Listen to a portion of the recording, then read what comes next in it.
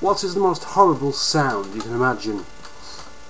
Is it the sound of a screaming baby, or a 50cc motorbike, or fingernails down a chalkboard?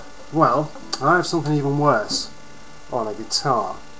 Now, all I need is a little bit of lemon oil and a cloth. Now, this stuff is for cleaning the smeg off the fingerboard.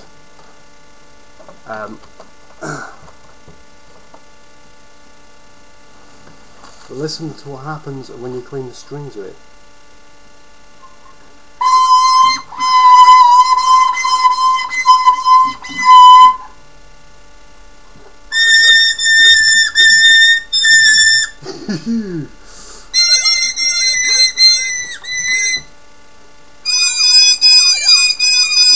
The third one is most definitely the worst. That is absolutely horrendous.